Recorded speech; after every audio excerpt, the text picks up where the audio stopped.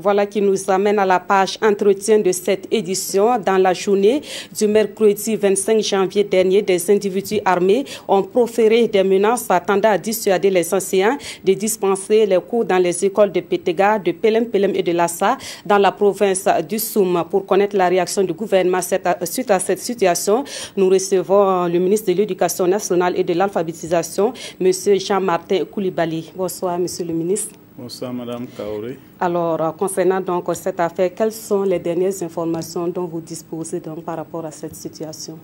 Bon, la situation, elle est toujours la même, mais vous me permettrez, avant d'aborder cette situation qui est préoccupante, de féliciter très chaleureusement nos étalons pour leur brillante qualification aux demi-finales. C'est également des éléments comme ça, des événements comme ça d'espoir dont le peuple burkinabé a besoin. Nous sommes tous mobilisés derrière cette équipe et aujourd'hui, elle a fait honneur au Burkina en remportant brillamment cette qualification. Et pour revenir, donc, je disais que la situation est à peu près encore la même.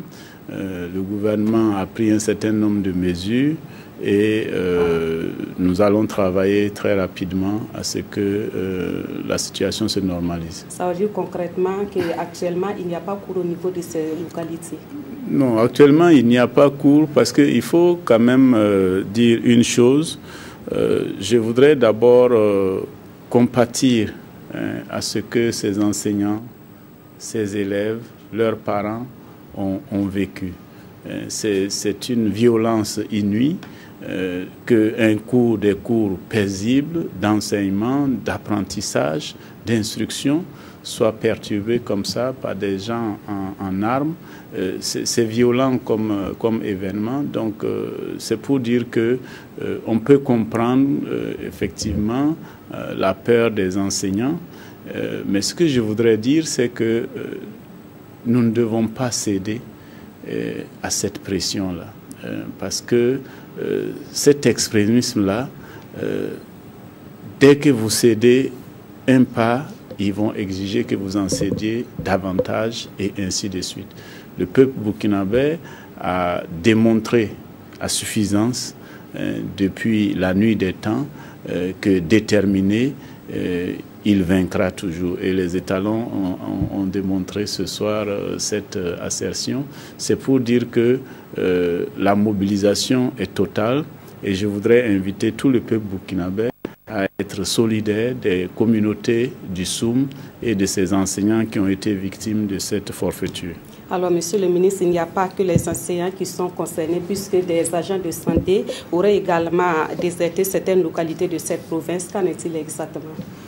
Bon, c'est une information que je n'ai pas pu vérifier. Bon, moi, je ne suis pas le ministre de la Sécurité ni le ministre de la Défense, mais c'est comme je disais tantôt, c'est une préoccupation qui est importante parce que ce que recherchent ces gens, c'est effectivement de nous faire peur, de nous empêcher d'être ce que nous sommes, avec l'identité qui nous caractérise en tant que Burkinabés, les valeurs qui sont les nôtres dans le cadre de notre projet de société.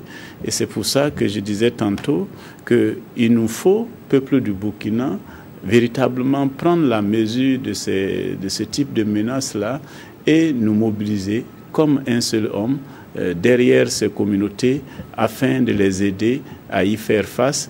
Et c'est ce que le gouvernement a décidé. Le ministre de la Sécurité en a un peu parlé. Immédiatement après la forfaiture, des dispositions particulières ont été prises pour renforcer la sécurité afin de remettre en confiance les populations éprouvées par ces événements. Alors, est-ce à dire qu'à l'heure où nous parlons, il y a des forces de défense et de sécurité donc, qui sont au niveau de ces localités-là pour rassurer les populations? Oui, ça a été une mesure qui a été prise immédiatement. Hier, si mes souvenirs sont bons, le chef de l'État, avant d'aller, a donné les instructions afin que tout soit mis en œuvre pour remettre les populations en confiance. Je dois moi-même, dans les jours à venir, j'ai décidé de m'y rendre pour discuter avec les enseignants, les mettre en confiance et leur dire que nous devons tous respect au travail qu'ils font et les encourager à ne pas abandonner ces élèves et leurs parents à des extrémistes de cette nature-là. Il nous faut continuer et ma conviction est faite que par l'éducation, nous allons vaincre plus durablement cet extrémisme que par tout autre moyen.